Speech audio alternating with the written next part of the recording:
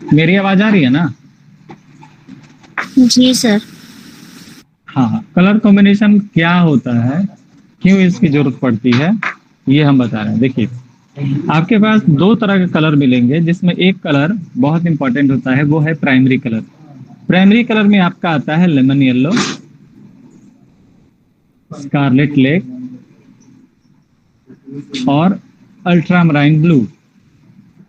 ये अल्ट्रामराइन, ये तीन कलर ही आते हैं। ठीक है, इन तीनों कलर को मिलाने के बाद से संसार के सारे कलर बनाए जा सकते हैं, मेटालिक कलर को छोड़ के। मेटालिक कलर में मतलब जैसे गोल्डन आता है, सिल्वर आता है, जो मेटल से रिलेटेड कलर हैं उनको छोड़ के। क्योंकि मेटालिक जितने भी कलर होते हैं वो मेटल के पार्टिकल्स होते हैं। जैसे आप गोल्डन कलर देखते होंगे, सिल्वर कलर देखते हैं, वो क्या है, वो मेटल के पार्टिकल्स हो सकते हैं कि एल्युमिनियम के पार्टिकल्स हो सकते हैं, कुछ भी हो सकता है, वो मेटल से रिलेटेड हो सकते हैं, या प्लास्टिक भी हो सकते हैं। तो ये तीन कलर हैं जो प्राइमरी है। अब इसको जानने की इसलिए जरूरत पड़ती है, या कलर कॉम्बिनेशन की इसलिए जानकारी लेनी पड़ती है कि इन्हीं तीनों कलर को मिलाने के बाद से हम सारे कलर बनाएंगे। फैन बंद कर दो। हाँ, इन्हीं तीन कलर को मिलाने के बाद से सारे कलर हम बनाएंगे। अगर हमको कलर के बारे में जानकारी नहीं है, अगर हम ग्रीन कलर नहीं बना सकते हैं, लाइट ब्लू कलर नहीं बना सकते हैं, या फिर जो भी ऑरेंज कलर नहीं बना सकते हैं, वॉयलेट कलर नहीं बना सकते हैं, तब आप परफेक्ट पेंटिंग नहीं कर सकते हैं। ऐसा नहीं कि आपके पास बना बनाया कलर है, डायरेक्ट आप उसका यूज कर ले, वो अलग चीज है। लेकिन आपको कलर के बारे में जानकारी होनी चाहिए, कौन किससे मिलकर कौन सा कलर बनाता है। ठीक है, यहां तक मेरी बात समझ में आई ना? जी सर। हमसे मत पूछो, जो तुमको चाहिए वो अपना देख लो। ठीक है, तो देखिए, कलर कॉम्बिनेशन का मतलब यही होता है कि आप कुछ कलर को मिलाने के बाद से एक तीसरा कलर बनाते हैं, और इसकी जानकारी होनी चाहिए। अगर आपको जानकारी नहीं है तो आप पेंटिंग नहीं कर सकते हैं। आप बहुत अच्छा पेंटिंग कर लेते हैं, लेकिन आपको जानकारी ही नहीं है कि पर्पल कलर कौन सा होता है, इंडिगो कलर कौन सा होता है। तो आप भले लगा रहे हैं इंडिगो पर्पल, लेकिन आप कंफ्यूज है कि इसमें कौन सा किसको क्या बोलेंगे। समझ में आया? तो जी। इसलिए कलर कॉम्बिनेशन जरूरी है, और कलर कॉम्बिनेशन को सीखा जाता है। जो हमने कलर कॉम्बिनेशन बताया, जो सभी मतलब एक अगर कलर कॉम्बिनेशन का चैप्टर है, उस चैप्टर का अगर निचोड़ होता है तो वो हमने बताया है। अब देखिए, कलर कॉम्बिनेशन में एक आता है ह्यू और सेचुरेशन। आपने बहुत जगह देखे होंगे, एडिटिंग में आता है ह्यू और सेचुरेशन। ठीक है, सेचुरेशन मतलब क्या होता है ना, किसी कलर का टोन को बढ़ा देना और घटा देना। जैसे मान के चले कि हम रेड लिए, ठीक है, अब इसको हम टिंट की तरफ आगे बढ़ाएंगे। टिंट मैंने बताया ना सबको। जी सर। टिंट मतलब होता क्या है, बताइए लोग। राइट करो जरा। हाँ, जैसे अब इसका हम लाइट कर दिए, ठीक है, अब इसको थोड़ा सा और आगे हम बढ़ा देते हैं। अब इसमें व्हाइट मिक्स कर दिए, अब इसमें और ज्यादा व्हाइट मिक्स कर दिए, तो क्या हो रहा है, रेड से धीरे धीरे लाइट की तरफ बढ़ रहा है। तो इसका क्या हो रहा है ना, सेचुरेशन बढ़ रहा है और इधर घट रहा है। समझ में आ रहा है ना? अगर इसको हम ब्लैक कर देंगे, मतलब ब्लैक एंड व्हाइट में कन्वर्ट कर देंगे, तो सेचुरेशन बिल्कुल खत्म हो गया। सेचुरेशन जैसे जैसे बढ़ाएंगे, जैसे मान के चले कि इस साइड सेचुरेशन बहुत कम है, और इस साइड जैसे बढ़ा सेचुरेशन ज्यादा बढ़ गया। यानी कि सेचुरेशन जैसे हम बढ़ाते हैं, उसमें कलर की क्वांटिटी और बढ़ जाती है, कलर का पिगमेंट बढ़ जाता है। और सेचुरेशन जैसे कम करते हैं, कलर का पिगमेंटेशन जो होता है वो कम हो जाता है, और एक टाइम ऐसा आता है कलर में कुछ भी पिगमेंट नहीं बचता है, सिर्फ व्हाइट दिखता है या सिर्फ ब्लैक दिखता है। देखिए, इस बात से यहाँ ये भी प्रूफ होता है कि ब्लैक और व्हाइट जो होते हैं वो कलर के श्रेणी में नहीं आते हैं, याद रखिएगा। तो ये हो गया सेचुरेशन। और दूसरा आता है ह्यू। ह्यू मतलब होता है एक कलर दूसरे की कलर की तरफ बढ़ता है। और ये कैसे पता चलेगा, तो जब तक आपको ये प्राइमरी कलर के बारे में पता नहीं चलेगा, तब तक आप ह्यू को नहीं जान सकते हैं। जैसे देखिए, बहुत हम आसान भाषा में आपको समझा रहे हैं। आपको बहुत जटिल जटिल भाषा में आपको मिलेंगे जो आप एकदम त्रस्त हो जाएंगे कि समझ में नहीं आ रहा है। ये सारे प्राइमरी ही ना है, देखिए सारे प्राइमरी हैं। जी इसको सर। आपस में मिला देंगे तो ये ग्रीन हो गया, और इधर आपस में मिला दिए तो ये हो गया ऑरेंज, और इसको फिर यहां मिला दिए तो ये हो गया वॉयलेट।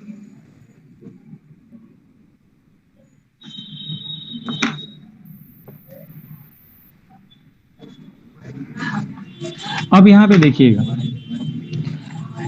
हो सकता है कि इस कलर के बीच में हल्का पिंक भी हो, ठीक है। अगर मान के चले कि एक साइड का ही इस साइड पूरे में व्हाइट लगा दिए हो, पूरे में हम व्हाइट मिक्स कर दिए हो, ध्यान से देखिएगा, तो इस कलर की तुलना में ये कलर क्या हो रहा है, लाइट हो रहा है। इसमें क्या हो रहा है ना, सेचुरेशन की कमी हो रही है ना। इस साइड जी सेचुरेशन की कमी हो रही है और इस साइड पूरा कंट्रास्ट कलर है। तो ये रेड है, रेड के जस्ट ऊपर बढ़ेंगे लाइट की तरफ तो क्या होगा, ये पिंक हो जाएगा, पिंक होगा ना। सेम इसी को अगर नीचे की तरफ जाएंगे और मान के चले कि ये कलर और गाढ़ा हो गया, हम इसमें क्या करते हैं ना, ब्लैक मिला देते हैं, ब्लैक है ना, हाँ, इस साइड ब्लैक मिला देते हैं। मतलब हम डायरेक्ट ब्लैक नहीं मिला रहे हैं, लेकिन एक आपको समझाने के लिए हम ब्लैक मिला दे रहे हैं। किसका आवाज ज्यादा आ रहा है? अब इस साइड हम देखेंगे कि ये रेड जो है ये ऊपर इस साइड की तरफ गया तो पिंक हो सकता है, लाइट रेड हो सकता है, एकदम हल्का रेड हो सकता है, लेकिन जस्ट नीचे की तरफ गया तो ये अब रेड ब्राउन की तरफ चल जाएगा, डार्क हो जाएगा। तो ये ऊपर और नीचे की तरफ हम समझ गए ह्यू में। अगर हम दाएं और बाएं देखें तो देखिए ये सारा स्पेक्ट्रम है ना, जिसमें 7 रंग है। तो अगर यहाँ येलो की बात करें तो येलो से इस साइड अगर बढ़ेंगे तो रेड की तरफ हम बढ़ते जाएंगे, तो यानी येलो शिफ्ट करके रेड में कन्वर्ट हो गया। फिर रेड से जैसे अगर आगे बढ़ते जाएंगे तो ये वॉयलेट में कन्वर्ट होते गया। वॉयलेट से जैसे हम आगे बढ़ते जाएं तो फिर ये वापस ब्लू में आ गया, ब्लू में कन्वर्ट हो गया।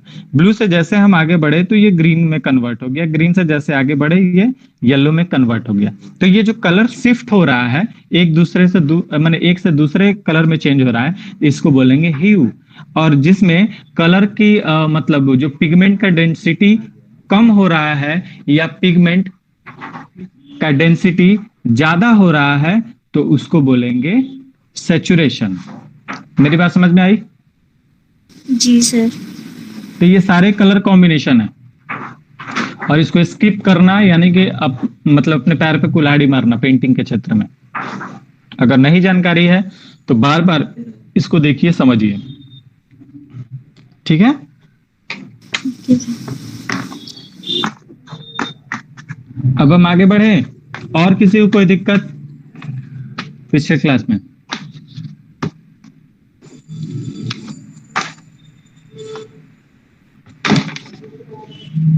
सर कुछ कलर का ऐसा इमेज दे दीजिए जिसमें कास्ट की शैडो भी हो। क्या नहीं समझे, फिर से पूछो।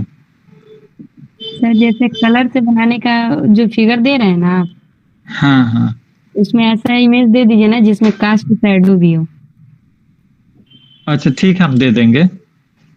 Okay sir. ठीक है,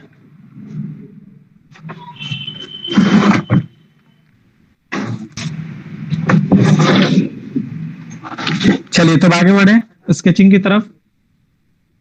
जी सर। Yes sir. तो स्केचिंग में आप लोगों को आज वर्ड्स पढ़ना है, ठीक है। वर्ड्स जिसको हम एप्स भी बोलते हैं। तो सबसे पहले आपको बर्ड्स के एनाटॉमी के बारे में जानना होगा, ठीक है। एनाटॉमी जानने से पहले कुछ हम स्ट्रक्चर यहाँ बता रहे हैं, उस स्ट्रक्चर को आप ध्यान में रखिएगा तो संसार के सारे बर्ड्स आप बना सकते हैं थोड़े बहुत हेर फेर करके।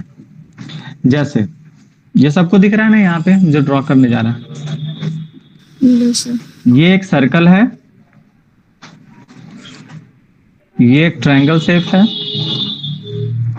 2 कर्व लाइन है, ये एक ओवल है और फिर एक कर्व लाइन है, फिर एक अपोजिट कर्व लाइन है, फिर ऐसे एक शेप है। इतने सारे शेप हैं जो बहुत इजी है। अब इसको क्या करना है, एक जगह पुट करना है, यानी कि एक जगह इसको सजा देना। तो सबसे पहले हम 1 नंबर को सजाएंगे, सब कुछ ध्यान से देखेगा, ठीक है। फिर उसके बाद से 2 नंबर को सजाएंगे, फिर उसके बाद से 3 नंबर को सजाएंगे, फिर उसके बाद से 4 नंबर को सजाएंगे, 5 नंबर को सजाएंगे, 6 नंबर को सजाएंगे, 7 नंबर को सजाएंगे। एक बर्ड का फॉर्म आ गया ना, बर्ड का फॉर्म। जी सर। अब इसमें हम ध्यान देने वाली ये बात है, ये तो खैर ड्राइंग जो है वो एक चाइल्ड आर्ट की तरह है, लेकिन इसमें समझने वाली क्या बात है कि बर्ड्स में कौन कौन से पार्ट होते हैं जो इंपॉर्टेंट होते हैं, ये जानना जरूरी है, ठीक है। बर्ड्स के कौन कौन से पार्ट होंगे वो इंपॉर्टेंट होता है। एक होता है बिग, एक होता है हेड, नेक, विंग, टेल, ट्रंक, लेग। यानी कि इसका चोंच, इसका सर, इसका गर्दन, इसका धड़, इसका पंख, इसका पूंछ और इसका पैर। तो ये इतने पार्ट हर बर्ड में होते हैं ना। अब आपको क्या करना है, कुछ बर्ड का स्टडी आपको करना है। स्टडी इन द सेंस कि कुछ बर्ड्स के हो सकते हैं कि नेक जो होता है बहुत छोटा होता है, कुछ बर्ड्स के हो सकते हैं कि नेक इससे भी लंबा हो सकता है, कुछ बर्ड्स के जो वीक होते हैं वो काफी छोटे हो सकते हैं, कुछ के बड़े भी हो सकते हैं। टेल किसी बर्ड्स का एक्सटिंक्ट भी हो सकता है, किसी बर्ड्स का बहुत बड़ा हो सकता है। पैर भी किसी बर्ड्स का छोटा हो सकता है, किसी बर्ड्स का बड़ा हो सकता है, और विंग भी किसी बर्ड्स का बड़ा और छोटा हो सकता है। इतना आपके ध्यान में है ना? जी सर। हाँ जी। अब बर्ड्स के बारे में समझेंगे कि बर्ड्स एक्चुअली क्यों ऐसा उनका स्ट्रक्चर होता है, क्यों बर्ड्स ऐसे ही दिखती है। बर्ड्स इंसान की तरह भी हो सकती थी, लेकिन क्यों वैसे बनी। तो बर्ड्स जो होते हैं वो एरोडायनामिक्स होते हैं। आप लोगों को पता है एरोडायनामिक्स? नहीं सर। मतलब फ्लाई करने के लिए नाव होता है ना, नाव क्या होता है, एरोडायनामिक्स होता है ना। एयर को नाव का काटने शेप वाला। है, हाँ, नाव का शेप ऐसे होता है। और देखिएगा ये जो शेप है ये पानी के धारा को इधर फैला देता है, इधर फैला देता है, ठीक है। और ये धारा के विपरीत भी आसानी से चलता है। तो सेम वही शेप यहाँ चीज है। मछलियां भी ऐसी एरोडायनेमिक्स होती हैं, ये धारा के विपरीत चलती हैं, यानी कि ये पानी को इधर ही फेंक सकती हैं, इधर ही फेंक सकती हैं। इनका जो पूंछ है वो दाएं और बाएं ऐसे ऐसे लेफ्ट राइट मूव करता है, जिससे इनको आगे बढ़ने की मतलब मैकेनिज्म प्राप्त होती है। मैकेनिज्म मतलब होता है मतलब उसका यंत्र जिसको हम बोल सकते हैं। खैर हम लोग यहाँ आते हैं। तो बर्ड्स, जितने भी उड़ने वाले बर्ड्स होते हैं जो काफी ज्यादा ऊंचा उड़ते हैं, ठीक है, उनके जो बीक होते हैं वो छोटे होते हैं, नुकीले होते हैं, औसतन 2 से 3 इंच के हो सकते हैं। जितने बर्ड्स काफी ऊपर उड़ते हैं और जो काफी ज्यादातर टाइम अपना वो आसमान में व्यतीत करते हैं, उनके बीक काफी छोटे होते हैं, 2 से 3 इंच तक हो सकते हैं, ठीक है। और उनका जो ट्रंक होता है, ट्रंक यानी कि ये बॉडी काफी छोटा होता है पंख के तुलना में। पंख काफी बड़े होते हैं ट्रंक के तुलना में। मेरी बात समझ में आ रही है ना? जो बर्ड्स उड़ते हैं, जो बर्ड उड़ते हैं, समझिएगा, जो बर्ड्स उड़ते हैं उनके बीक इतने छोटे होंगे या औसतन इतने बड़े होंगे, ठीक है। उनका जो गर्दन हो सकता है बहुत छोटा हो या औसतन थोड़ा बड़ा हो, बहुत छोटा हो या थोड़ा बड़ा हो। ये जो धड़ होता है, धड़, जितना ऊपर उड़ने वाले बर्ड्स होते हैं उनका धड़ छोटा होता है और विंग जो होता है काफी बड़ा होता है। यानी कि धड़ अगर इतना बड़ा हो तो विंग इतना बड़ा हो जाएगा, ठीक है। पैर जो होते हैं वो छोटे होते हैं, लेकिन पंजे जो होते हैं काफी मजबूत होते हैं। पैर छोटे होते हैं और पंजे काफी मजबूत होते हैं। तो इतना सारा फीचर है उड़ने वाले का। अब जो नहीं उड़ते हैं उनके बारे में देखिए। जो नहीं उड़ते हैं उनके जो बिक होते हैं वो एरोडायनेमिक्स बहुत कम होते हैं। एग्जाम्पल आप लोग दे सकते हैं। जो नहीं उड़ते हैं, जो एरोडायनेमिक्स बहुत कम होते हैं, बिग को ही एरोडायनेमिक्स बोलेंगे। जब ये बर्ड्स उड़ता है आसमान में तो ये बर्ड्स ऐसे होते आता है, देखिएगा, ठीक है, यानी कि बिल्कुल ऐसे। तो आपके दिमाग में आ रहा है कोई एरोडायनेमिक्स करके होगा, मतलब इसके ठीक विपरीत जो एरोडायनेमिक्स ना हो। हाँ, डक हो गया, और क्या हो गया? शुतुरमुर्ग। हाँ, मुर्गी भी हो सकता है, शुतुरमुर्ग भी हो सकता है, ऑस्ट्रिच जिसको बोल सकते हैं। हाँ, ऑस्ट्रिच। हाँ, वही शुतुरमुर्ग। और कुछ है? देखिए, जिसके चोंच ऐसे होंगे और पीछे की तरफ ज्यादा निकले होंगे, फिर ऐसे होंगे, देखिए ध्यान से, ये पोर्शन ये पीछे की तरफ निकले होंगे और ये चौड़े होंगे। ऊपर का पोर्शन लगभग इतना चौड़ा होगा, काफी चौड़े होंगे। ऊपर से अगर देखेंगे तो ये नहीं उड़ सकते हैं। अब आप देखिएगा, जैसे कि आप मुर्गी का भी देखेंगे, ऐसा होता है, ठीक है। आप ये मोर का भी देखेंगे, पिकॉक का भी देखेंगे तो ऐसा होता है। एक फॉक होता है, फॉल्क जिसको बोलते हैं, फॉल्क को हिंदी में तीतर बोलते हैं। तीतर का भी देखेंगे तो ऐसा ही होता है, यानी कि जो नहीं उड़ते हैं। हाँ, एक और चीज, इनका सबसे कॉमन बात यह है कि इनका धड़ बहुत बड़ा होता है और पंख बहुत छोटा होता है। जैसे आप हंस का देखिएगा, हंस का देखें धड़ कितना बड़ा होता है। आप लोग कभी देखे हैं हंस? नहीं सर। देखे हैं। चलिए इमेज में देख लीजिएगा। तो हंस का जो होता है ना, वो धड़ बहुत बड़ा होता है। वैसे ही मोर का भी धड़ होता है, बहुत बड़ा होता है। मुर्गा मुर्गी का भी धड़ बहुत बड़ा होता है। तो जिनका धड़ भी बहुत बड़ा होता है वो भी नहीं उड़ सकते हैं। एक चीज आप देखिएगा, बगुला, बगुला का धड़ बड़ा होता है कि छोटा होता है? बड़ा होता है सर। हैं? बड़ा होता है सर। नहीं, बड़ा नहीं होता है, छोटा होता है। होता है, गलती देख लिए हैं। गलती देख ले, उसको सही देखो। देखो, दिखाते हैं यहाँ पे ड्राइंग।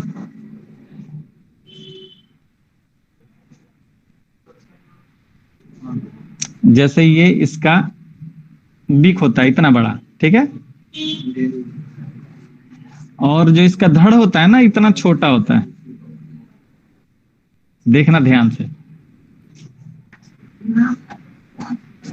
और ऐसे पूंछ होता है, एज जस्ट एक्सटिंक्ट पूंछ होता है। पैर जो होता है वो बहुत बड़ा होता है, लेकिन विंग जो होता है ना, काफी बड़े होते हैं इसके। अगर हम ऐसे उड़ता हुआ दिखाए तो ये इतना बड़ा दिखता है। समझ में आया? तो कभी ध्यान से देखना इस चीज को। लेकिन हाँ, ये बगुला जो है वो काफी दूर तक और काफी देर तक आसमान में नहीं रुक सकता है। इसका एक ही रीजन है। इसका एक रीजन ये है कि इसका जो नेक है वो काफी लंबा होता है। समझ में आया? इसका जो नेक होता है काफी लंबा होता है, यानी कि जिसके नेक भी लंबे होते हैं वो काफी ऊंचाई तक नहीं उड़ सकते हैं। जैसे अगर पिकॉक की बात करें, पिकॉक भी उड़ता है लेकिन 10-15 फीट तक ही ऊपर उड़ सकता है, जिसको हम सिर्फ बोल सकते हैं छलांग लगाता है। मतलब एक पेड़ से दूसरे पेड़ पे वो जा सकता है, नीचे से उड़ के थोड़ा सा पेड़ पे चढ़ सकता है। सेम वही मुर्गी भी एक जगह से दूसरे जगह जंप कर सकती है, लेकिन वो लोग उड़ नहीं सकता है लोग। तो इतना चीज समझ में आया? जी सर। माने अलग अलग बर्ड का कैटेगरी समझ में आ गया ना? जी यस सर। हाँ, एक चीज और थोड़ा सा एनाटॉमी के बारे में बता देते हैं। ये बोन होता है बर्ड्स का, जैसे बोन हम यहाँ एक बना दिए और ये एक बोन बना दिए। देखिए जो बर्ड्स फ्लाइंग करते हैं, जो उड़ते हैं, इनमें एयर सैक होते हैं, ठीक है, बोन में। तो ये काफी बड़े बड़े होते हैं एयर सैक। और जो बर्ड्स नहीं उड़ते हैं उनके एयर सैक बहुत भी छोटे छोटे होते हैं बोन में। यानी कि बोन में जो होल्स होते हैं वो काफी छोटे छोटे होते हैं जो नहीं उड़ते हैं, और जो उड़ते हैं उनके होल जो होते हैं वो काफी बड़े बड़े होते हैं। अब इनसे फायदा ये होता है कि जो उड़ते हैं इनका हड्डी भी बहुत हल्का होता है, और जो नहीं उड़ते हैं इनका हड्डी इनके अकॉर्डिंग, इनके तुलना में काफी भारी होता है। तो एक ये भी रीजन है कि ये हल्के बोन वाले आसानी से उड़ सकते हैं भारी बोन की तुलना में। यहां भी क्लियर हो गया आपका। अब फिर आएंगे बर्ड्स पे, स्ट्रक्चर पे। क्लियर है ना? आगे बढ़े। Yes sir. देखिए ये जानकारी आपको होनी चाहिए, नहीं जानकारी है तो आप कितना ही बर्ड बना लेंगे वो फील नहीं आप ले पाएंगे। सर, हाँ, उड़ने वाले बोलो। जो बर्ड्स होते हैं उनकी हड्डियां पतली भी होती हैं। अब ये तो पोस्टमार्टम हम नहीं किए हैं, लेकिन हम मतलब हमको हो सकता है, बॉडी के अकॉर्डिंग हो सकता है, लेकिन ये है कि उनके जो बोन के जो अंदर के जो होल होंगे वो थोड़े बड़े होंगे, ठीक है। अच्छा सर। तो हम आगे बढ़ते हैं। अब तो हमने स्ट्रक्चर बस समझ लिया था कैसे क्या होते हैं, फिर से स्ट्रक्चर हम बना रहे हैं।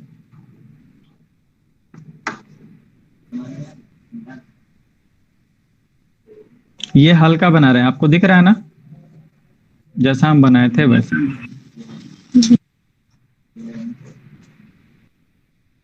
चलिए, ये आपका एक बर्ड्स का फॉर्मूला तैयार है।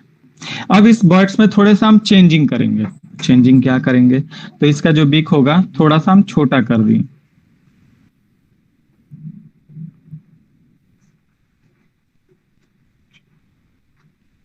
यहाँ पे आंख हो सकता है, हम ज्यादा डिटेल नहीं बनाएंगे।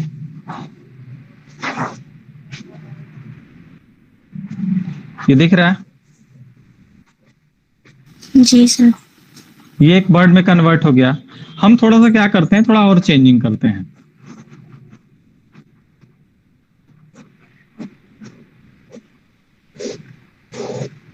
ये दिख रहा है? जी। मतलब समझ में आ रहा है ना? थोड़ा थोड़ा चेंजिंग करेंगे, बर्ड्स बदलते चला जाएगा। यहाँ पे हम क्या करते हैं, एक सर्कल, फिर ये जो धड़ है इसको बनाते हैं। यहाँ पे जो गर्दन है, इसका नेक है, उसको एक्सटिंक्ट कर देते हैं। एक्सटिंक्ट मतलब थोड़ा सा छोटा हम बना सकते हैं। एक्सटिंक्ट मतलब होता है विलुप्त होना।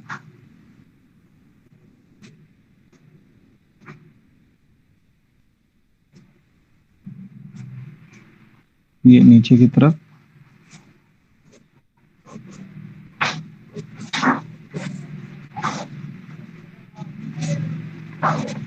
समझ में आ रहा है? थोड़ा सा गर्दन और इसको खत्म कर दिए।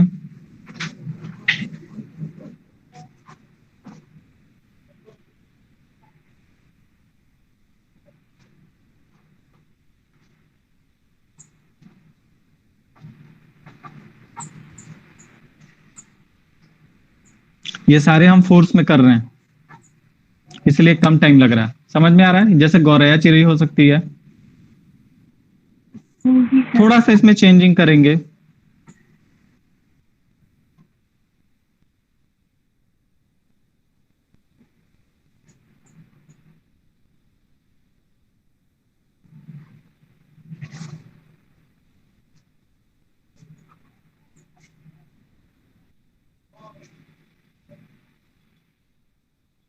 जैसे पिजन हो गया, कबूतर। पिजन का यहाँ पे एक सर्कल टाइप का दिखता है, याद रखिएगा। तो ऐसे करके हम बहुत सारे बर्ड्स बना सकते हैं। इसमें अगर थोड़ा सा और चेंजिंग कर दें, फेस को थोड़ा सा ऐसे ही सीधा कर देंगे तो क्या बन जाएगा? Would cutter. अगर आप बाज की बात करें तो सिर्फ फेस की बात कर रहे हैं। ये बाज हो जाएगा।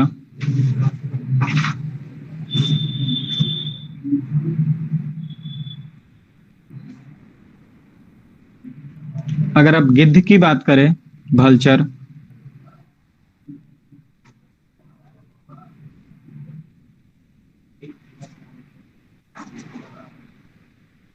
ये दिख रहा है सबका वीक अलग अलग वर्क के अकॉर्डिंग डेवलप है। ये क्या करते हैं, बाज जैसे मांस वगैरह खाते हैं, लेकिन गिद्ध जो होते हैं ना, मांस को वो नोच नोच के खाते हैं, चुन चुन के खाते हैं। तो इनका जो मतलब जो होता है, चोंच होता है, वो काफी नुकीला और ऐसा बना रहता है कि किसी भी चीज में अगर एक बार फंस जाए तो उसको निकाल के ही माने। इसके अलावा ऑस्ट्रिच होते हैं। ये समझ में आ रहा है ना ये सब? जी सर। हाँ, देखिए इसमें ड्राइंग में क्या है कि पहले तो आप समझ लीजिए कि बर्ड्स कैसे बनते हैं, क्या बनते हैं और क्यों हम लोग बनाते हैं, ठीक है। उसके बाद से जब ड्राइंग दिए जाएंगे तब आप एक एक बर्ड पे स्टडी करेंगे, और मुश्किल से 20 बर्ड्स अगर आप अच्छे से बना लेते हैं तो संसार के सारे बर्ड्स आपसे बन जाएंगे। बस एक बार उनको देखने की जरूरत है। समझ में आया? लेकिन आपको कम से कम 20 तो बर्ड्स आपको बनाने पड़ेंगे परफेक्ट।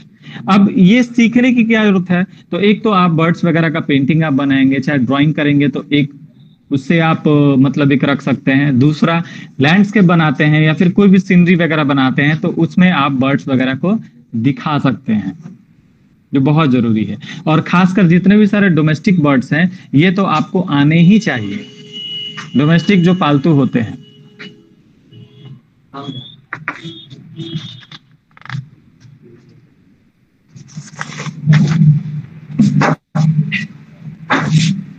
अभी हम क्या बताने वाले थे, नाक से उतर गया। चलिए, हाँ, ऑस्ट्रिच के बारे में बता रहे थे।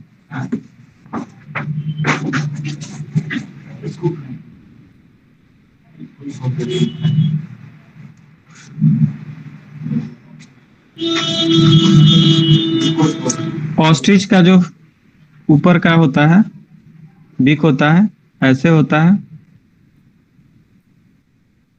और उसका जो फेस होता है ये ऐसे होता है।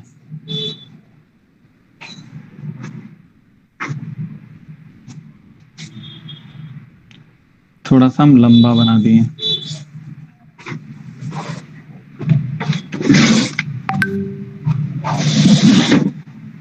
चलिए, इरेजर नहीं है। इरेजर है किसी के पास?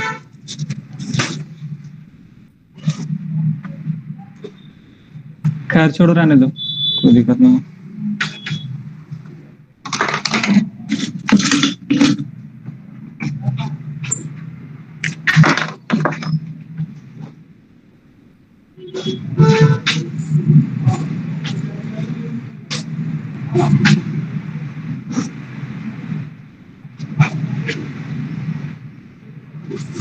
अब इनके ऊपर बहुत सारे हेयर रहते हैं। आप जू वगैरह में जाएंगे तो आपको ऑस्ट्रिच दिख जाएंगे, और जस्ट इनके नीचे एक मसल नजर आता है, और यहाँ पे हेयर ऐसे रहते हैं।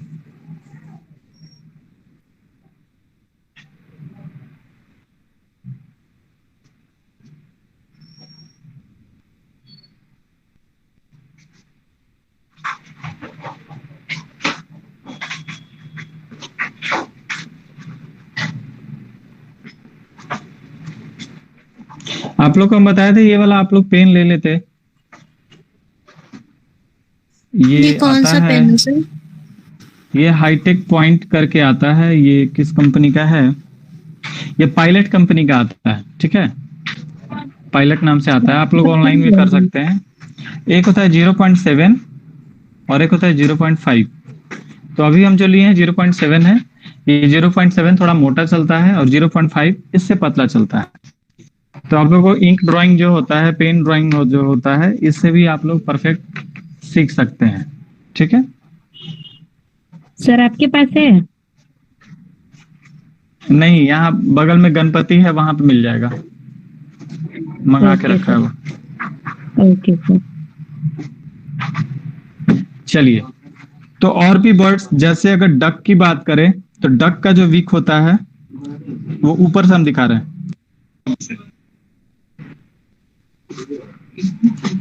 ऐसे होता है ना, यहाँ पे नोज के लिए शायद यहाँ पे होल होता है, और ये ऊपर का टॉप व्यू है। तो ये भी एरोडायनामिक्स नहीं होते हैं, लेकिन हाँ, ये पानी में आसानी से किसी भी चीज को ढूंढने के लिए काफी होते हैं। ये इनका ऐसे चपटा फेस रहता है। अगर साइड से बात करें,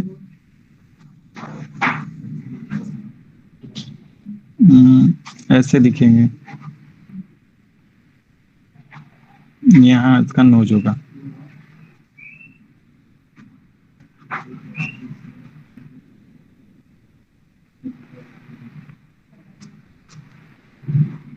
समझ में आ रहा है? सर हाँ, सर डक की नाक सबसे डिफरेंट होती है, मतलब चोंच। क्योंकि ये पानी में रहता है, ठीक है। और अगर हम बात करें मतलब इसका बिहेवियर की, तो ये सतह पे जो चीज ऑब्जेक्ट रहता है सतह पे, जैसे अगर हम क्या करें, एक थाली ले लें, ठीक है, इस थाली में हम पानी रख दें और पानी के जस्ट ऊपर कोई भी चीज तैर रहा है, ये इन सभी को ज्यादा खाता है। जैसे मड वगैरह हो गया, कीचड़ हो गया, कीचड़ में जो कीड़े होते हैं वो हो गए, चाहे जो भी थिंग्स जो हो गए जो ऊपर के सतह पे होते हैं, जैसे फंगस हो गया, ये इन चीजों को बस सतह पे जाकर ऐसे ऐसे खाते हैं। आप लोग ध्यान दीजिएगा। लेकिन अगर बगुला की बात करें तो बगुला क्या होता है ना कि वो ऊपरी सतह पे नहीं खाता है, वो मछलियों को पकड़ता है। जैसे अगर हम अपने हाथ की बात करें तो ये समझ जाए कि बिक है, ऐसे जाता है और पानी में ऐसे इनको पकड़ के फिर खींच लेता है। तो हो सकता है कि इनके बनावट की वजह से वैसा खाना शुरू कर दिए, या वैसे खाना की वजह से इनका बनावट वैसे हो गया। इसको हम एवोल्यूशन बोलते हैं, क्रम विकास। आप लोग पढ़े होंगे तो आपको पता होगा। समझ में आया कि नहीं जो हम बोले? आगे सर। जी सर। हो सकता है इनके बनावट के अकॉर्डिंग ये सतहों पे ज्यादा खाना खाते हैं, लेकिन बगुला सतहों के ऊपर का खाना नहीं खाता है, ये सतहों के अंदर जो मछली होते हैं उनको खाना खाता है। जी। अब इसके आगे बढ़े, जी अब सर। विंग पे जाएंगे, फिर लेग पे जाएंगे। चलिए अब फिर विंग पे जाते हैं। तो विंग देखिए कैसे होता है। एक तो सिंपल हम ऐसे पहले बना देते हैं,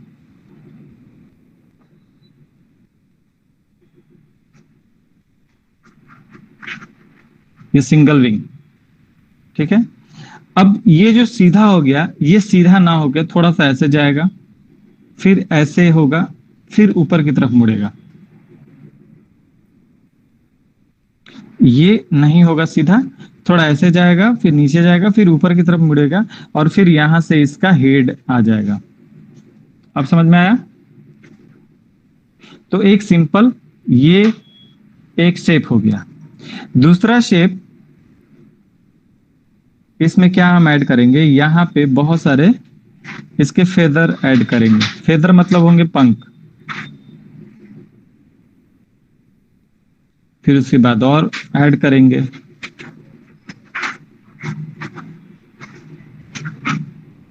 ये तो काफी डिटेल में दिख रहा है, लेकिन शेडिंग में जब आप बनाएंगे तो डिटेल में नहीं बनाएंगे, इतना आउटलाइन नहीं करेंगे, बस उसमें शेड के माध्यम से ऊपर नीचे उतार चढ़ाव को दिखलाएंगे।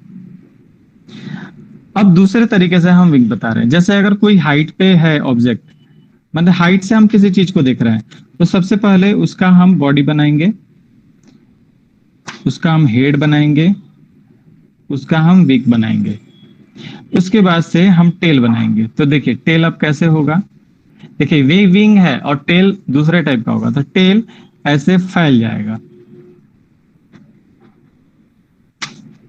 आप लोग ध्यान में आ रहा है? टेल उड़ते टाइम टेल ऐसे फैल जाएगा, और बैठते टाइम टेल, यही टेल इतना पतला हो जाएगा। माने एक फैन आता है, चाइनीज फैन होता है, वो आपस में जब उसको बंद करते हैं तो एक दूसरे के ऊपर चिपक जाते हैं, लेकिन जब खोलते हैं तो ऐसे खुल जाते हैं। तो सेम ऐसा ही रहता है। अब पंख की बात करें तो यहाँ से एक कर्व लाइन लेते हैं, फिर इधर जाते हैं, फिर ये इधर से कर्व लाइन वापस आ जाता है, फिर यहाँ से इस डायरेक्शन में, फिर यहाँ से इस डायरेक्शन में। ये हो गया,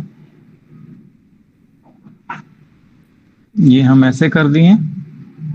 ठीक इसका ऑपोजिट हम ये इधर ऐसे कर दिए। अब समझ में आ रहा है ये? पहले तो हम इसलिए ये चीज बता रहे हैं ताकि आपको बेसिक जानकारी हो, क्योंकि बहुत लोग यही भूल जाएंगे। आपने कभी चमगादड़ को देखा है? जी सर। अच्छा, चमगादड़ बर्ड्स में आता है कि एनिमल्स में आता है? सर दोनों बताइए। में आता है। दोनों में कैसे आएगा? तो आएगा तो एक ही में। एनिमल में आता है। हाँ, एनिमल में आता है, लेकिन क्यों आता है? नहीं पता।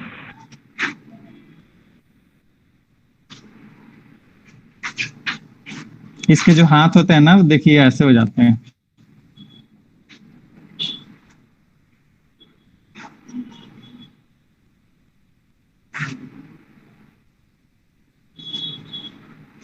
देखिए जैसे हम लोग का हाथ होता है, एक मिनट,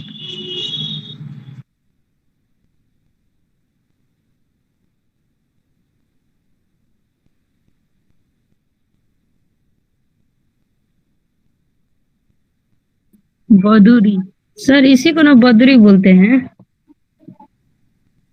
हाँ इसी को बोलते हैं।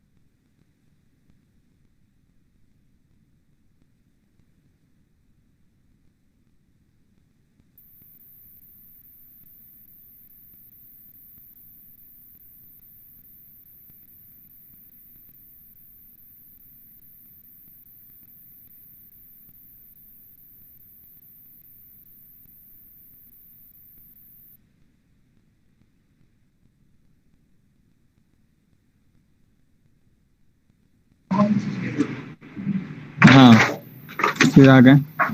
यहाँ पे देखिए बड़ा इंटरेस्टिंग चीज, जैसे ह्यूमन में होते हैं हाथ, ये होता है हेमरस बोन, ये होता है अल्ना रेडियस, ये अल्ना रेडियस, और जो उंगलियां होती हैं देखिए इतने बड़े बड़े इसकी उंगलियां हैं। ठीक है, ये एज ए उंगलियां हैं। ये इसका पेट होता है, और ये पूरा विंग्स होता है। ये विंग ही नहीं, ये पूरा स्किन है।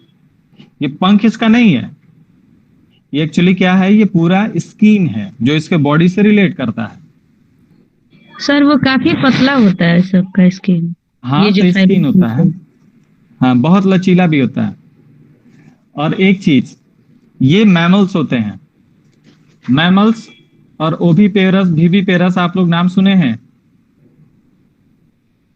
नहीं नाम सुने हैं, चलिए तो साधारणतः हम बता देते हैं कि वैसे एनिमल्स जो बच्चे पैदा करते हैं उसको हम बोलते हैं मैमल्स, ठीक है। और वैसे एनिमल्स जो बच्चे पैदा नहीं करते हैं, वो अंडे पैदा करते हैं, उसको बोलते हैं एप्स या एम्फीबियंस। एम्फीबियंस में आ जाएंगे ये तुम्हारे जो स्नैक होते हैं, और मछली होता है, और मछली नहीं होता है, ये मेढक होते हैं, ये सारे एम्फीबियंस में आ जाएंगे, ये सारे अंडे देते हैं, ठीक है। और एप्स में आ जाएंगे, जितने सारे पक्षी होते हैं वो सारे एप्स हो जाते हैं, ये सारे अंडे देते हैं। और मैमल्स में आ जाएंगे, जैसे आदमी हो गया, जानवर हो गया, जो बच्चे देते हैं वो मैमल्स में आ जाते हैं। सेम वही कंडीशन में ये जो बैट्स होते हैं ये भी मैमल्स हैं, ये बच्चे देते हैं, ये अंडे नहीं देते हैं। ठीक है, तो इसलिए इसको बर्ड्स में नहीं बोला जाता है, ये बर्ड्स के कैटेगरीज में नहीं आते हैं। हाँ, इनके पास ये बोल सकते हैं कि इनके पास उड़ने का फीचर्स है। जैसे बहुत सारे स्नैक वगैरह आप देखे होंगे कि वो उड़ते हैं जंप करके, आप जानते हैं? जानते हैं सर। हाँ, नहीं जानते हैं। बहुत सारे लिजार्ड होते हैं जो उड़ते हैं, आप लोग जानते हैं? लिजार्ड मतलब होता है छिपकली, नहीं जानते हैं? ये सब जानना चाहिए। वो तो रैंक के छिपकली चलते जैसे, नहीं, जैसे इसका ये विंग है ना, छिपकली का भी वैसे विंग होता है। और भी बहुत सारे फिश होते हैं जो उड़ती हैं, आपको पता है? फिश, मछलियां जो उड़ती हैं, उनके भी इसी टाइप से विंग होते हैं। सर हवेल मछली जैसे। हवेल मछली थोड़ी उड़ती है, हवेल, अच्छा ये भी बता दें, हवेल मछली जो होता है वो मछली की श्रेणी में नहीं आता, वो एनिमल है, क्योंकि वो भी मैमल्स है, वो भी बच्चे देती है, अंडा नहीं देती है। तो अगर कहीं क्वेश्चन आ जाए कि दे दे उसमें 4 मछलियों के नाम जिसमें एक वेल भी मछली हो, तो आप लोग टिक नहीं लगाएं कि वो मछली है। हाँ वो ओके सर। मैमल्स है, वो एनिमल है। ओके हाँ, सर। बहुत बड़ा। नहीं, बड़ा की बात नहीं है, पढ़िए लोग, इसीलिए पढ़ाई जरूरी है। ड्राइंग पूरा साइंस है। अगर इसको आप समझिए कि सिर्फ पेंसिल, रबर, कटर और पेज में ही पूरा है दुनिया, नहीं, आपको जानकारी लेना पड़ेगा, तभी आपको अच्छे आर्टिस्ट बन पाएंगे। तो यहाँ पे हम लोग आ गए, ये विंग के बारे में आप समझ गए। कुछ बर्ड्स के विंग्स एक्सटिंक्ट होते हैं, उसमें क्या दिक्कत होता है? जैसे छोटे छोटे बर्ड्स के जो उड़ नहीं पाते हैं, उनमें जो फेदर होते हैं, पर होते हैं उनके, वो काफी औसतन छोटे होते हैं। जैसे अगर इस बर्ड की बात करें, इसका अगर हम पर बनाए छोटा, यानी कि इस डायरेक्शन में इतना बड़ा, तो ये नहीं उड़ेगा और शेप में बेढब रहेगा। जैसे यहां पे अगर बात किए तो ऐसे गया, लेकिन यहां पे बात किए तो ऐसे गया, मतलब बिना अनशेप्ड रहेगा, यानी कि उड़ने में किसी तरह का सहायता नहीं करेगा। जैसे अगर आपके पास पैरट होगा, अगर पैरट बहुत छोटा होगा तो छोटे में जितना उसका विंग होगा, यानी कि अगर इसका बॉडी इतना बड़ा होगा पैरट का, तो उसका विंग देखिएगा इतना छोटा होगा, होगा ना? तो इतना छोटा विंग इस पूरे बॉडी को नहीं उड़ा सकता है, तो समझिए इतना ही छोटा, इसी अनुपात में वे सारे बर्ड्स के विंग होते हैं जो नहीं उड़ते हैं। अब हम बात करेंगे पैर की। पैर के बात करने के पहले थोड़ा सा टेल की बात हम कर ले रहे हैं, पूंछ की। तो देखिए, जिन जो बर्ड्स उड़ नहीं पाते हैं उनके टेल कैसे होते हैं, जैसे आप ऐसे देखे होंगे, ये किसका टेल हो सकता है?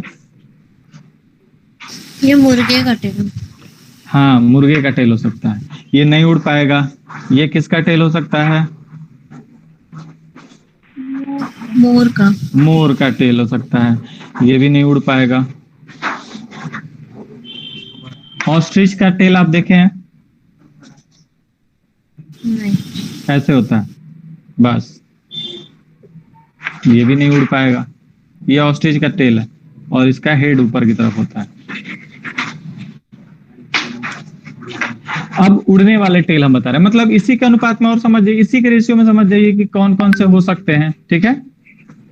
अब उड़ने वाले टेल के बारे में बताया, तो उड़ने वाले जितने भी होते हैं वो ऐसे आपको टेल दिखेंगे, एक दूसरे में चिपके हुए और टाइट। हो सकता है कि थोड़ा बहुत आगे की तरफ झुका हो,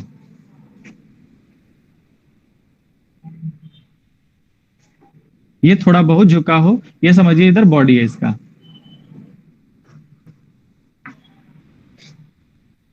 ये समझिए इधर इसका बॉडी है, तो थोड़ा बहुत झुका हो। लेकिन इन झुकाव से ये पता चलता है कि काफी ऊंचाई तक नहीं उड़ सकते हैं। चलिए, अब जब ये जैसे सिकुड़ा हुआ है तो ऐसे दिख रहा है, श्रिंक है तो ऐसे दिख रहा है, अगर ये फैला हुआ होगा तो कैसे दिखेगा? तो जैसे फैला हुआ होगा ये ऐसे हो जाएंगे।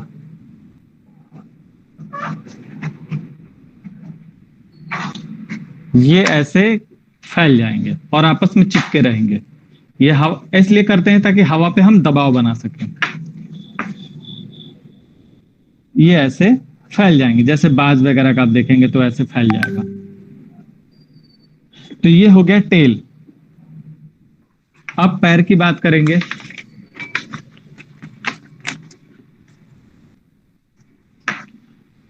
तो पैर भी हम उन एनिमल्स का देखेंगे, उन बर्ड्स का देखेंगे जो जमीन पर रहते हैं, उन बर्ड्स का देखेंगे जो पानी में रहते हैं, और उन बर्ड्स का देखेंगे जो आसमान में ज्यादातर उड़ते हैं।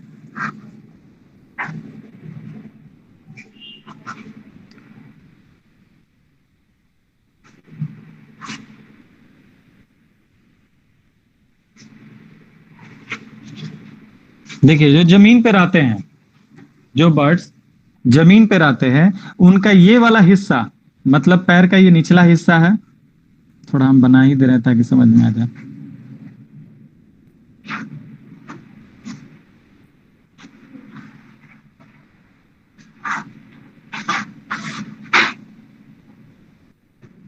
पैर का ये निचला हिस्सा है। आप लोग कभी मतलब चिकन का पैर देखे हैं? जी सर। तो इसका ये हिस्सा काफी मोटा होता है, ठीक है? ये हिस्सा काफी मोटा होता है, उसके बाद से और मोटा हो जाता है, जिसको हम लेग पीस बोलते हैं। ऐसे आप लोग खाए हैं ना लेग पीस? जी सर। हाँ, ये थोड़ा सा मोटा ऊपर हो जाता है, तो खैर वहां पे नहीं आएंगे। इसके जो पंजे होते हैं ये भी काफी मोटे मोटे होते हैं, और इसमें नो डाउट नाखून होते हैं। 3 आगे होते हैं और 1 पीछे होता है। अब हमको डाउट लग रहा है कि 5 होने चाहिए, लेकिन ज्यादातर हम देखे हैं 3 होता है, ठीक है? इसको भी हम थोड़ा सा देख लेंगे, लेकिन आप लोग समझिए 3 आगे होते हैं और 1 पीछे होता है। ये हो गया वैसे बर्ड्स जो जमीन में रहते हैं, जो चलते हैं और जो उड़ नहीं सकते हैं। अब ठीक इसके बाद आते हैं वैसे बर्ड्स जो जमीन पर रहते हैं और पानी में भी तैरते हैं। तो उनके जो ये होता है, पैर होता है, थोड़ा औसतन इससे पतला होता है, और नाखून होते हैं।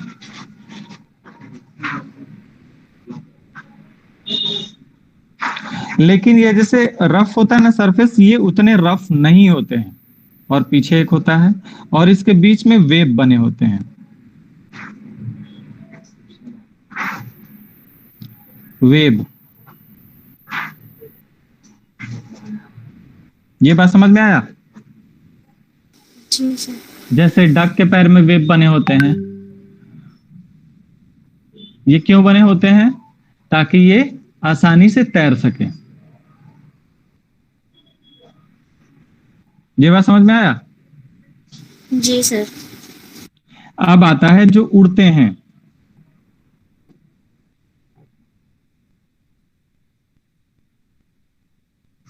सबसे पहले गौरैया की बात करें। ये इधर एक्स्ट्रा हो गया।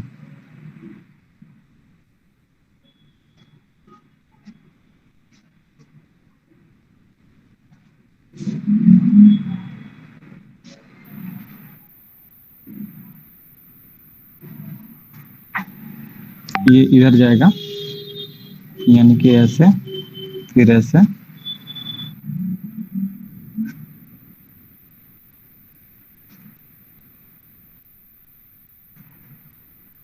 और फिर जस्ट इसके ऊपर फेदर आ जाएंगे।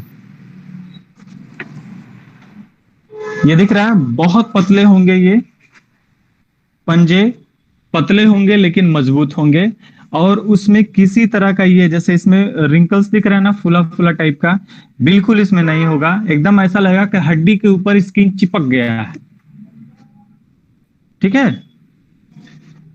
तो ये ऐसा इसलिए होते हैं ताकि किसी भी चीज को मजबूती से वो पकड़ सके। अगर किसी भी छोटे से एनिमल्स को अगर उठाकर इनको लेकर उड़ना भी है, तब भी मजबूती से पकड़ लेंगे। अगर किसी भी मतलब इतना हल्का हो कि उड़ने में इनका बाधा ना करे। दूसरा चीज आप लोग देखे होंगे कि इलेक्ट्रिक तार पे बहुत सारे कौवे मतलब बैठे रहते हैं, लेकिन उसको लाइन मतलब करंट नहीं मारता है। आप देखे हैं ना? जी सर। तो उनका एक ही रीजन है कि उनके पैर के रीजन में ब्लड सर्कुलेशन की मात्रा बहुत कम होती है। उनके पैर के रीजन में ब्लड सर्कुलेशन की मात्रा बहुत कम होती है, प्लस ये उनके बॉडी में पूरा लाइट आता है, लेकिन वो किसी अर्थ से टच नहीं करते हैं, इसलिए उनको लाइट नहीं लगता है, करंट नहीं लगता है। अर्थ से नहीं कनेक्ट किया, इसका मतलब समझ रहे हैं लोग? जैसे इसके पूरे बॉडी में पॉजिटिव चार्ज है, लेकिन ये तब तक काम नहीं करेगा जब इसके बॉडी में कोई नेगेटिव टच ना करे, जिसको हम लोग अर्थिंग बोलते हैं। तो इस वजह से वो लोग नहीं मरते हैं। लेकिन वहां पे वो लोग मर सकता है जहां पे जस्ट हम एक तार है जिसमें पॉजिटिव है और जस्ट इसके बगल में एक नेगेटिव है, और कोई पक्षी उड़कर इनके बीच से जा रहा है, तो यहां भी चिपक गया, यहां भी चिपक गया, तो इनको करंट लग सकता है।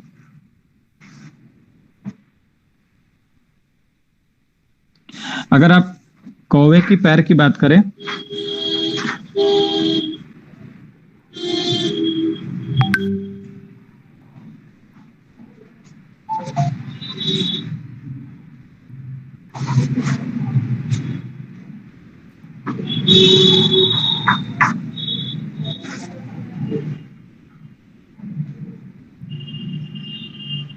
ये ऐसे होता है।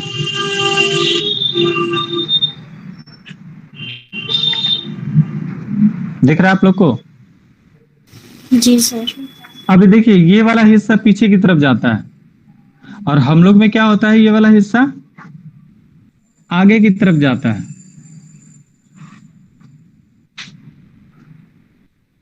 हम लोग में ये वाला हिस्सा आगे की तरफ जाता है, लेकिन बर्ड्स में पीछे की तरफ जाता है। एनिमल्स में भी बहुत सारा ये हिस्सा पीछे की तरफ जाता है। अब जैसे एक हो गया, तो जस्ट इसके बाद एक और हम बना लेंगे। ऐसा क्यों सर? पीछे हम लोग का आगे की साइड जाएगा और उनका पीछे की साइड जाएगा। बताते हैं। अब इनके ऊपर बॉडी होता है ये,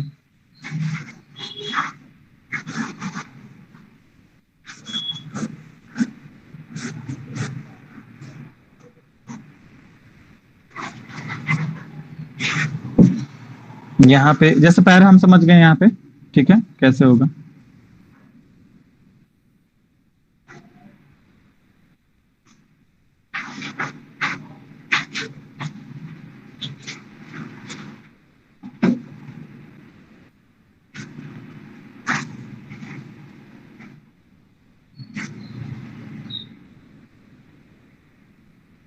जैसे कि यहाँ बर्ड्स हो गया, ठीक है। अब यहाँ पे इसका हम पैर बनाते हैं।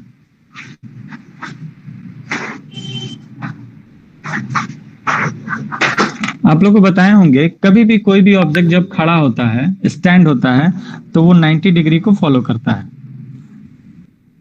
है ना? जी सर।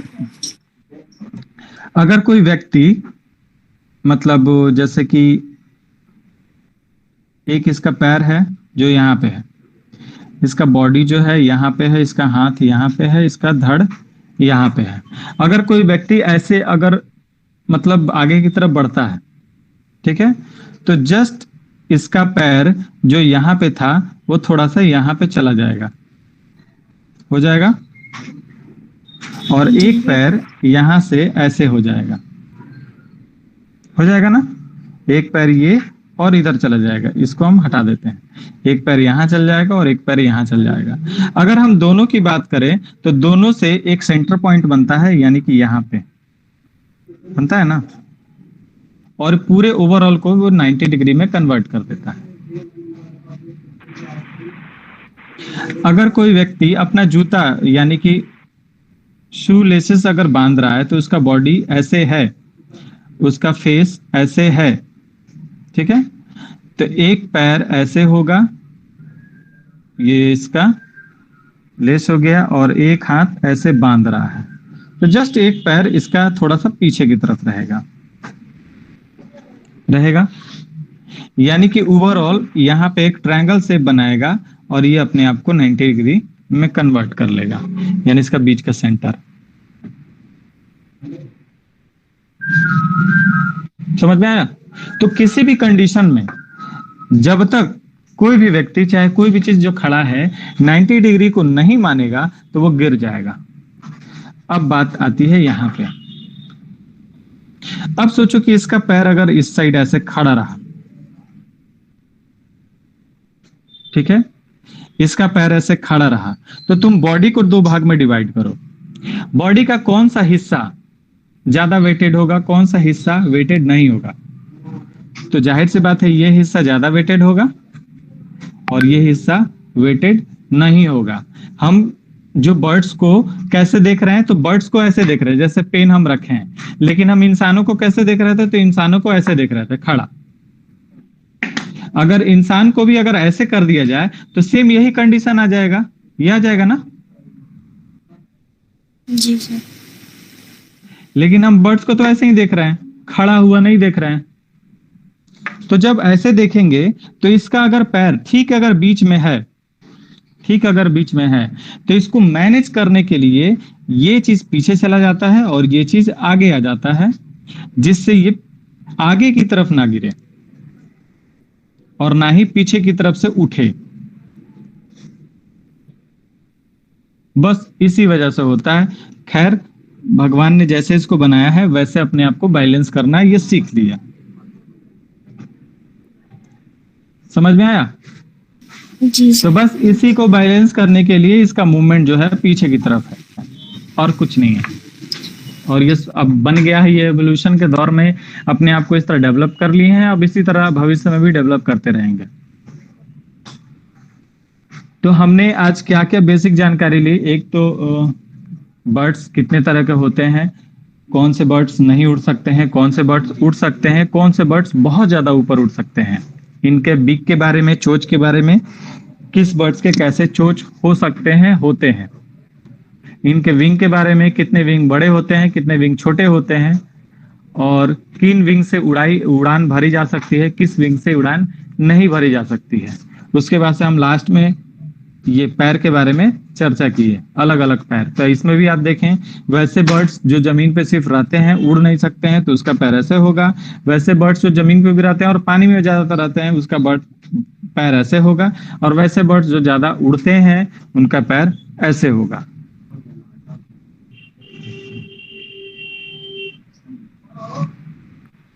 समझ में आया इतना? जी सर। अभी हम क्या करेंगे, एक बर्ड्स का सिर्फ लेआउट हम आप लोग को देंगे, फिर एक हम वीडियो आप लोग को बनाकर भेजेंगे जिसमें बर्ड्स का शेडिंग कैसे करते हैं, कैसे स्ट्रोक देते हैं। उस वीडियो को भी आप लोग देखिएगा और फिर आप लोग शेडिंग वाला बर्ड से स्टार्ट कीजिएगा, ठीक है? क्योंकि ये जानकारी देना बहुत जरूरी है। इसको हम वीडियो का रिकॉर्ड हो गया होगा तो हम इसको अपलोड कर देंगे, उसमें भी आप लोग देख सकते हैं, ठीक है? जी सर। इसके अलावा किसी के पास कोई क्वेश्चन हो तो पूछिए।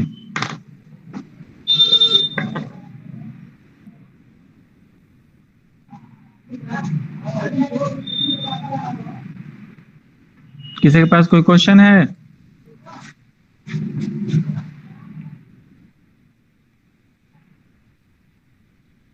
चलिए तो फिर क्लास ओवर करते हैं, ठीक है? भैया मुझे 2 मिनट बात करनी थी आपसे। हाँ बोलिए। वो कल के लिए कहना था आपके, रिकॉल करूंगी। अच्छा, तो हम फोन आपसे कर लेंगे। अच्छा ठीक है। ठीक है। और किसी को?